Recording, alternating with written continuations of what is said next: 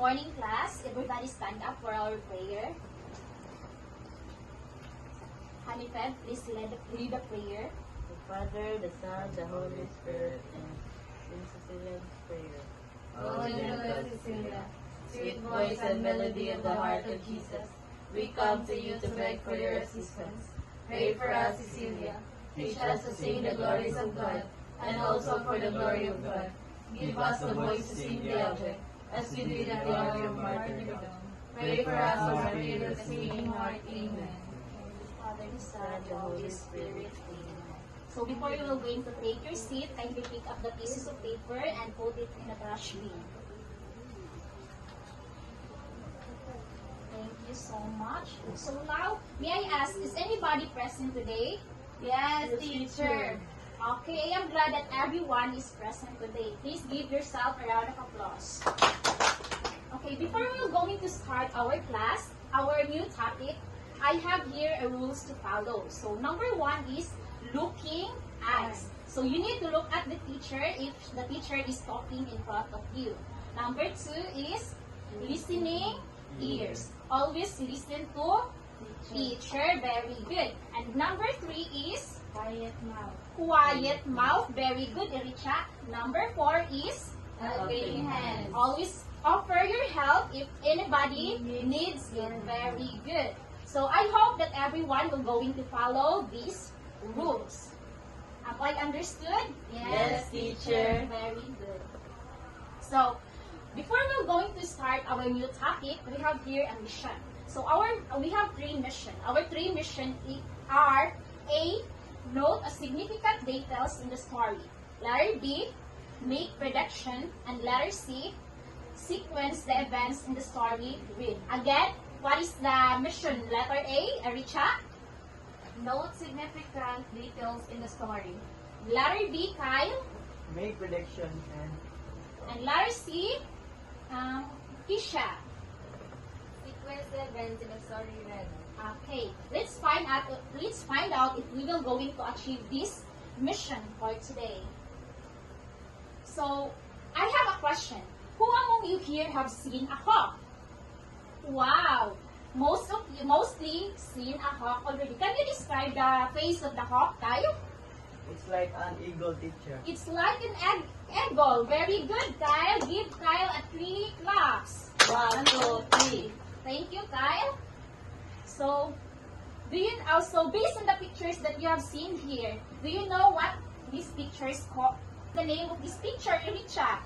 Hen. It's a hen. Very good. And how about this one? Kyle? Cockerel, teacher. Cockerel. Very good. So, based from the picture you have seen at the monitor, so what one word can you associate to these pictures? Yes, Feb? A chicken, teacher. A check-in. Let's find out if Feb answer is correct. It's hen and cockerel and it's a chicken. Very good, Feb. Give Feb a round of applause.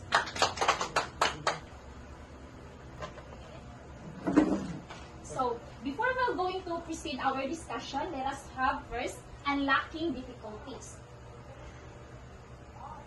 So, number 1, when the hen saw the hawk coming, she was frightened and ran to hide. Letter A, happy. Letter B, excited. Letter C, afraid. So what do you mean by frightened? The underlined word frightened. Yes, Kyle? Afraid, teacher. Afraid. Very good, Kyle. Number 2, the hen continuously scratches the ground with her legs. What do you mean by the underlined word scratches? Letter A, dig. Letter B, scrape. Letter C, strike. Yes, Feb? Letter B, teacher. Scrape. Very good, Feb. Letter B, scrape. So now we have here a motive question. So why do hens scratch the ground? What do you think why hens scratch the ground? Do you have any idea? Yes, Ericha? Looking for food. Maybe. Let's find out why do hen always scratches the ground. So we have here a story. So we're going to read a story. So the title of the story is The Hawk and the Hen. So are you excited about the story? Yes, teacher. So what do you think the story is all about? Feb, Maybe the life of Hawk and the Hen teacher. let's find out if it is the life of the hawk and the hen. So I will going to read the story, and I want you to please listen carefully because I will going to ask questions afterwards.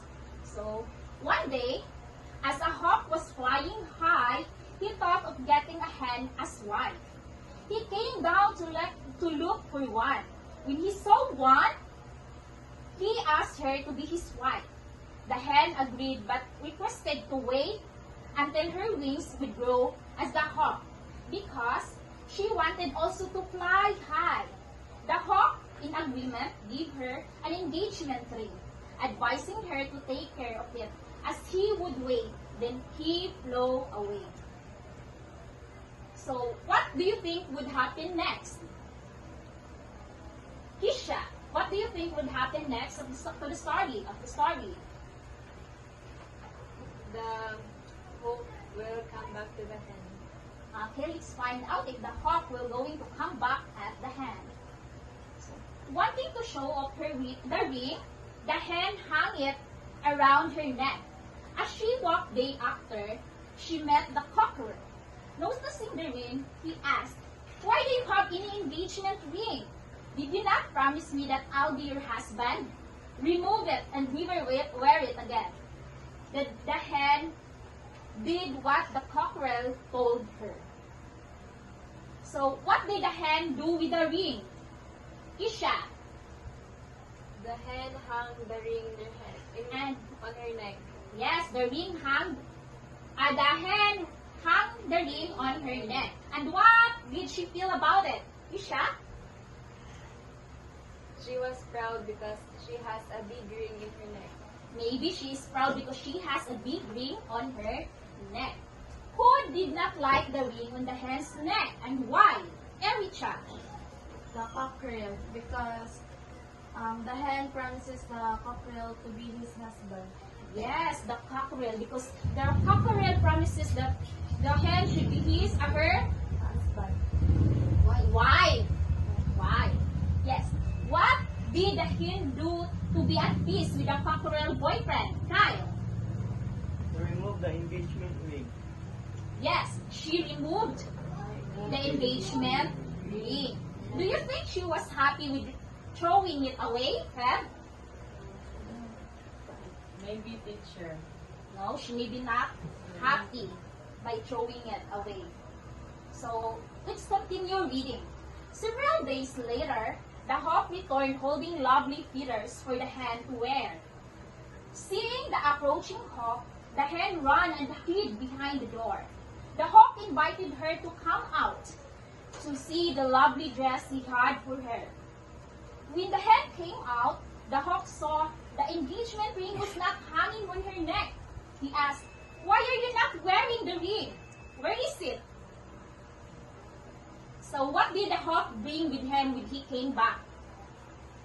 Kisha, A lovely feather. a lovely feather. Very good. Was the hen happy with the return of the hawk? Feb? No, No? teacher. Why? Why he is not happy with the return of the hawk? She is frightened when the hawk came back. Because And she threw the engagement ring. Because she threw the engagement ring. Very good, Fred. How did the hawk encourage the hen to come out from the hiding? Kyle.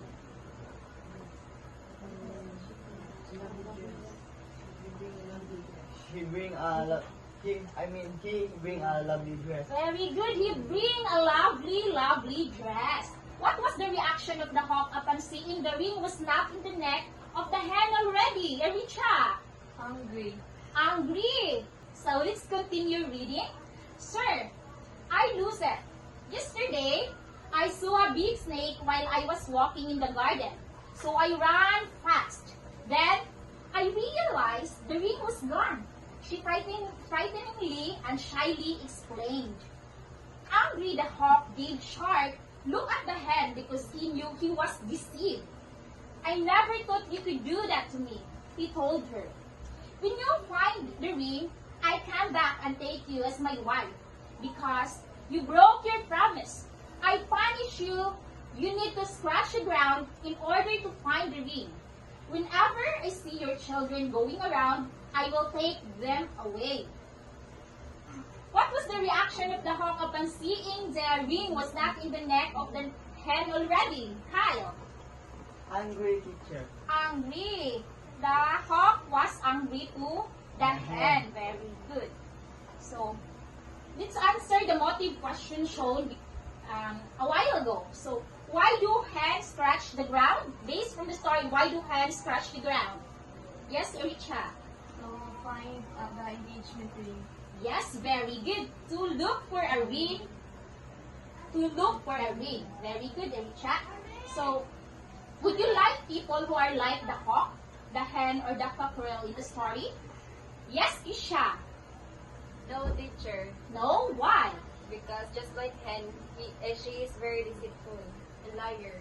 Yes, the hen is so liar. He lied both to the hen and the hawk.